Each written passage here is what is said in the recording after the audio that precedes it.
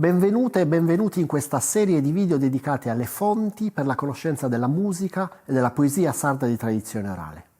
Insieme faremo un viaggio alla scoperta di documenti che ho selezionato per voi, nei quali vengono descritti e raccontati gli usi musicali del passato. Si tratta di opere letterarie, cronache, documenti notarili, redatti tra il Seicento e l'inizio del Novecento da intellettuali, viaggiatori, funzionari governativi e sacerdoti, che nelle loro opere hanno descritto pratiche e contesti della nostra cultura musicale. In questo video parleremo di canto a tenore.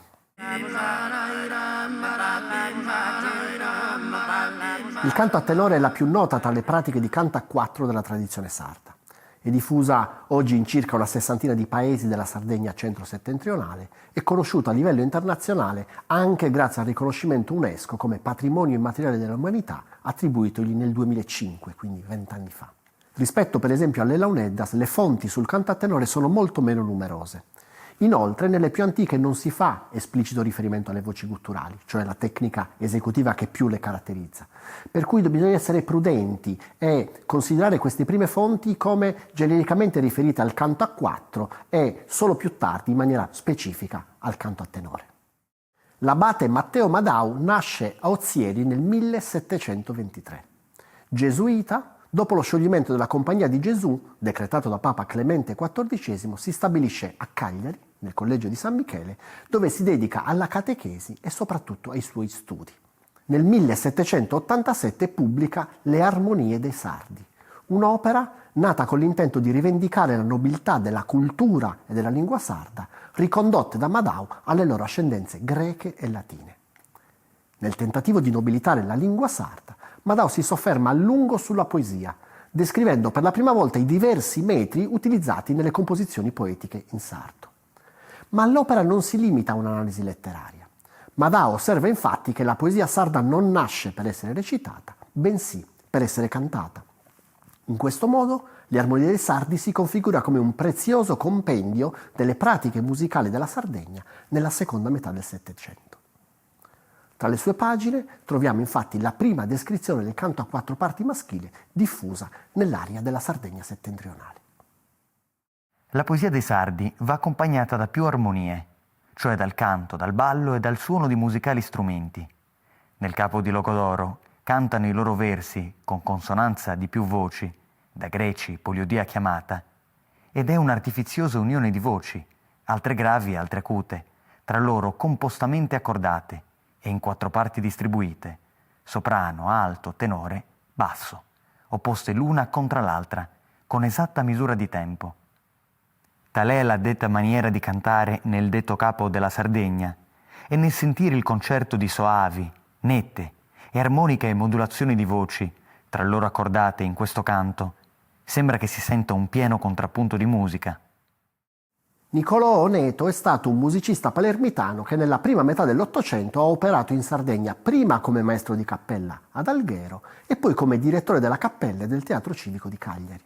Qui, nel 1841, pubblica le sue Memorie sopra le cose musicali di Sardegna, un'opera in cui descrive la musica dei sardi, ai quali riconosce una felicissima disposizione naturale alla musica.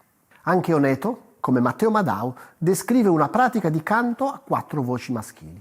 Non lo chiama ancora canto a tenore, non parla di voci gutturali, ma descrive procedimenti ancora oggi in uso come quello di salire e scendere in maniera improvvisa di un tono. Incontestabile è l'effetto che la musica produce nell'animo dei sardi, onde essi accorrono molto vogliosi a sentirla e spesso col sacrificio d'altri graditi piaceri. Oltre che si scorge in essi una reminiscenza abbastanza forte da rimaner loro impressi tutti i motivi musicali che abbiano potuto sentire 2 o 3 volte appena.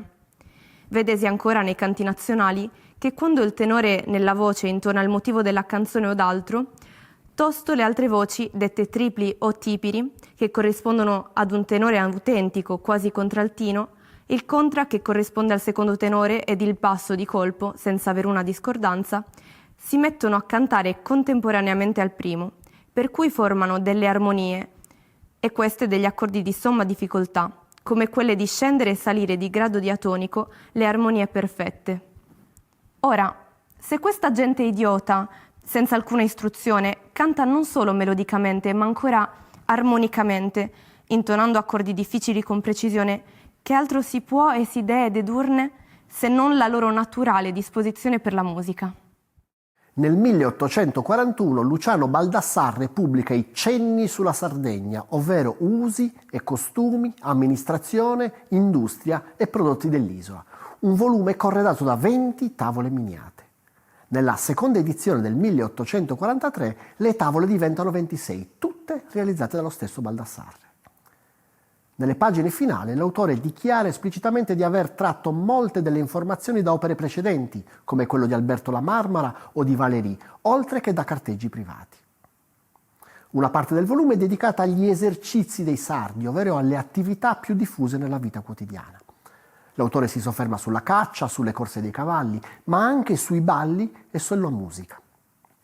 Nel descrivere il ballo tondo, precisa che esso poteva essere accompagnato dalle launeddas nella Sardegna meridionale, oppure dal canto a quattro nelle aree centro-settentrionali dell'isola. Si tratta di una testimonianza di grande interesse, chiaramente riconducibile al canto a tenore. Baldassarre osserva infatti che una sola voce intona il testo, mentre le altre lo accompagnano con voci basse e di gola. A rafforzare questa descrizione, Baldassarre dedica una delle tavole che corredano il volume proprio al ballo tondo, offrendo per la prima volta una rappresentazione visiva del cerchio dei danzatori attorno ai quattro cantori.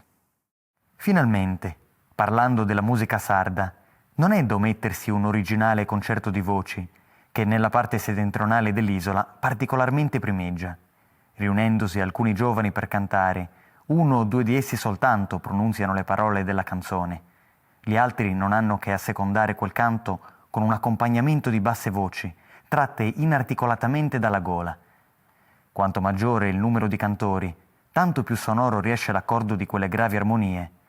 Ed è veramente un dilettevole spettacolo l'osservare le contorsioni in tutte guise delle bocche e delle persone, onde comunicare alle loro voci una variata melodia.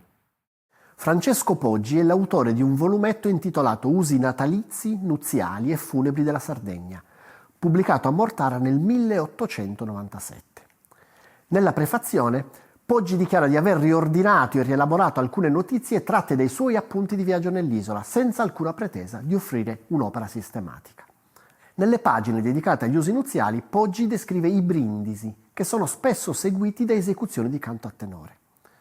Si tratta di una fonte particolarmente interessante, poiché è tra le prime in cui il canto viene chiamato esplicitamente in questo modo. Alla descrizione del canto che adesso ascolterete segue la trascrizione di alcuni testi poetici che, in occasione delle nozze, ci dice l'autore, si usava cantare a numero. I brindisi che si fanno alla salute degli sposi sono molti, e forse anche troppi. Ogni convitato vuol dire la sua, e con quel po' di vino che tutti hanno in corpo ne dicono delle grosse e delle grasse. Dopo il discorso e i relativi applausi, incomincia su canto cosiddetto a tenores, canto nel quale si esaltano le virtù degli sposi, la loro bellezza impareggiabile, il loro amore inestinguibile. Su canto a tenores è un canto corale eseguito solo da uomini, generalmente non più di 4. Uno di essi canta la canzone e gli altri 3 fanno l'accompagnamento. La stessa cantilena, lo stesso rumoroso accompagnamento servono per ogni verso, per ogni strofa. Solo alla fine di questa si fa un po' di cadenza e di tanto in tanto al principio di una nuova strofa la voce si alza.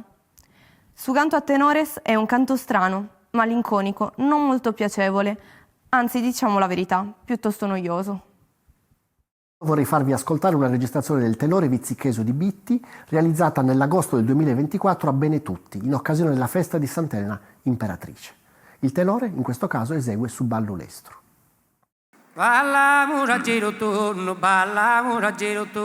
a singere sono raghe, balla muragiro, balla muragiro, a singere sono raghe, lascia la